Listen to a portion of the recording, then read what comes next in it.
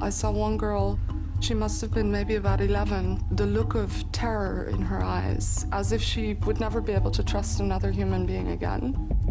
I've seen many colleagues get killed. Militias committed wholesale massacre of people based on their ethnicity. I found myself in a refugee camp of 1 million people with thousands of people starving to death. We have almost 17,000 disappeared in Lebanon. In the Democratic Republic of Congo, millions of people have been murdered. What are we as citizens living during this time doing about that? Wars have been so total that countries emerge from this conflict totally destroyed. Imagine that you come out of a conflict and you say, what do we do now? You have to rebuild the bridges and the roads and the schools and the health systems, but you also have to look at the past. Transitional justice is about bringing justice closer to people and to victims when justice has been an ideal, a concept, and an institution that has been very far away from people. How we do that is trying to establish exceptional mechanisms, such as special criminal prosecutions, such as truth commissions, reparations programs, in order for that relationship between state and citizens to be more normal. Transitional justice was a very small academic idea. Then the South African Truth Commission had a major impact on the field. Now it has grown into a situation where you have about 40 Truth and Reconciliation Commissions having been run, international tribunals for Rwanda and Yugoslavia, reparations programs having been implemented. That has produced a situation in which all countries which are coming out of conflict now are aware of this idea of transitional justice. We're dealing with post-conflict societies all over the world. One of the key issues is accountability. Those who are the architects of those crimes need to be held accountable. Victims need to be at the center of the process. They've suffered.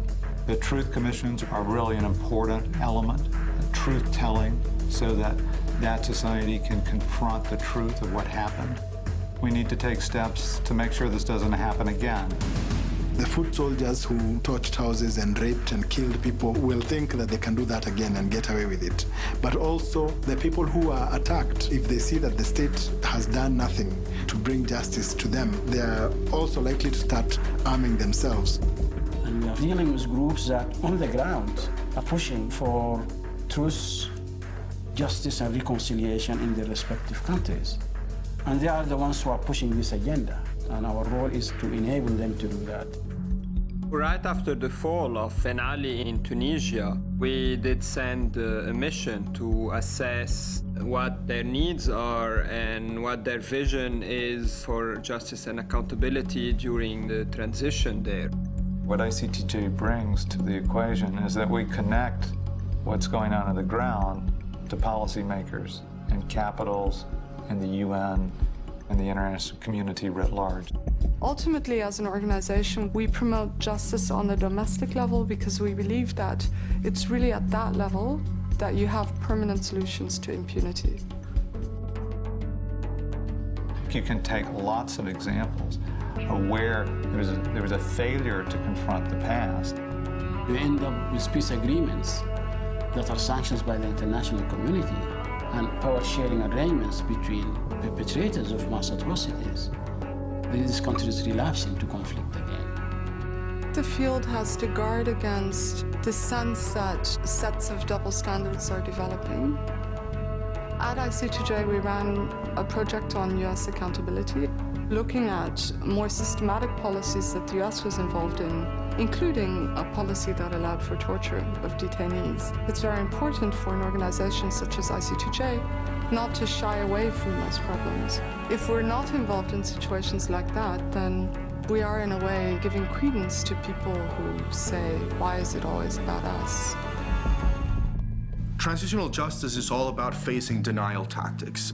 There is no armed conflict going on here. There is no repression. This happened in Argentina for a very long time. It's very clear, flat out, literal denial. Nothing is happening here.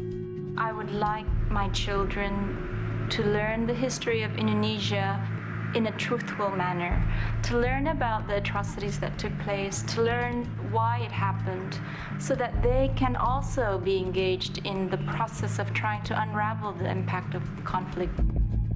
Even if the possibilities are small and the work we need to do is great, that barking dog that justice will catch up to you needs to be ever present. And I think that has a significant effect on deterring leaders from undertaking the sort of actions that they've undertaken throughout the history of mankind.